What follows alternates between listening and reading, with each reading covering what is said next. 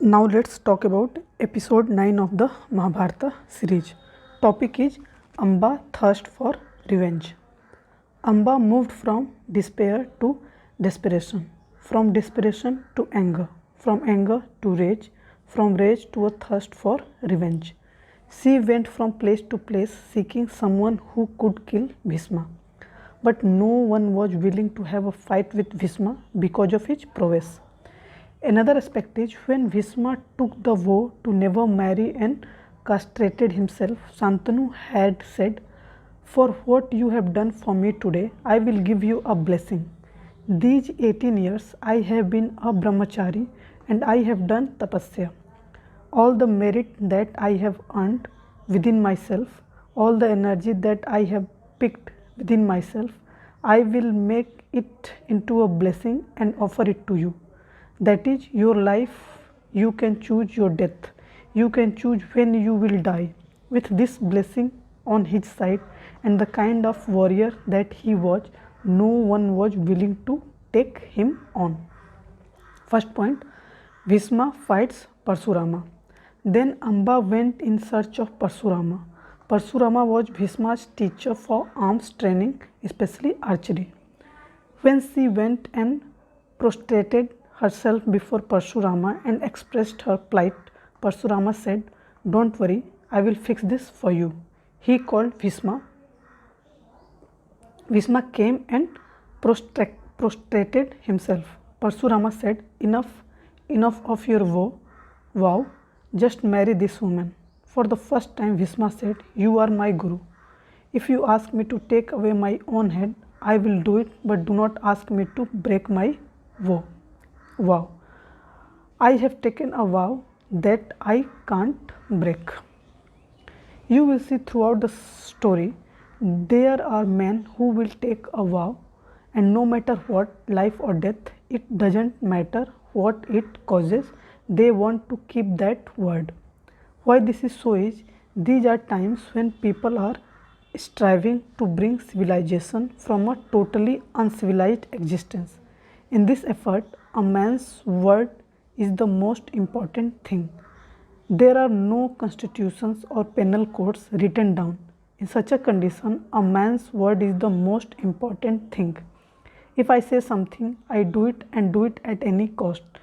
When there is no law, a man's word is the only law. But Parshurama is not used to disobedience. He is obedient. When his father asked him to take away the heads of all his brothers and his mother, without a thought he lopped off all 4 heads. His father was pleased with his obedience and said, "Ask for a boon. What do you want?" Parshurama said, "I want my mother and my brothers to come back to life." So his father gave them back their lives. Disobedience is one thing that Parshurama cannot take because that is how he has grown up. When he saw Bhisma is unwilling to obey, he went into a rage and the two of them had duel.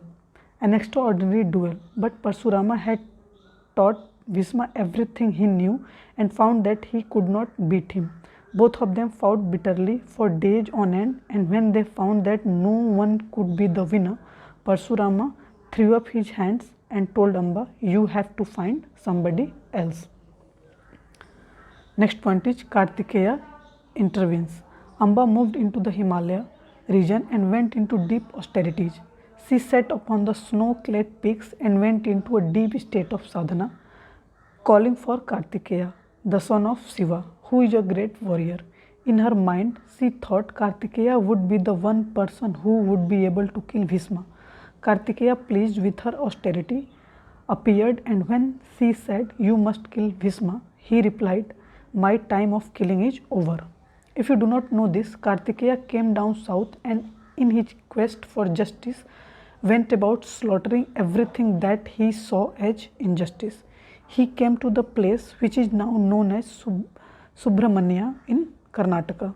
For the last time he washed his sword and said, "Never again this sword will see blood." He gave up violence and went up the mountain which is today known as Kumar Parvata and left his body there. In his disembodied state, when Amba called him, he said, "I cannot kill Bhisma, but looking at your plight and your devotion, I will give you a blessing.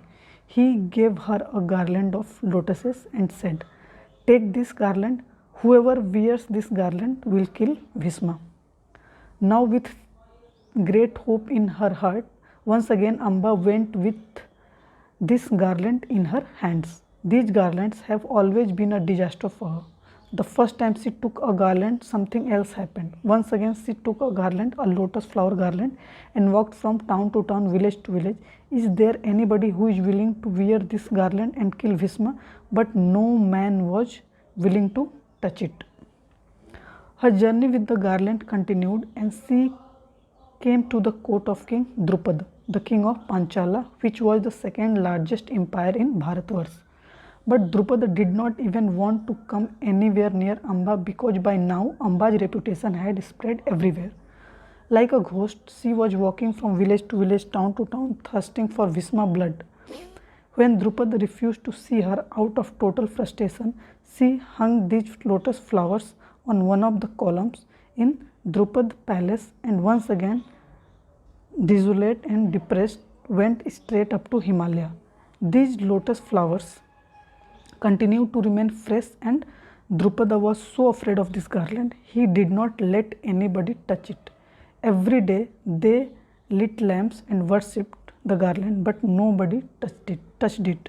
Nobody wanted to have anything to do with it. Next point, Shiva's boon. Amba continued her journey to the Himalayas. She sat there in great austerity. Slowly the young woman's beautiful body wilted down to just bones. She sat there, mere bones and skin, and called for Shiva. Shiva himself appeared. She said, you must kill Bhisma. Shiva replied, is it not best that you get to kill Bhisma? Then you will enjoy the revenge more than me killing him. Suddenly her eyes brightened up, and she said, how is it possible? I am a woman and he is a great warrior.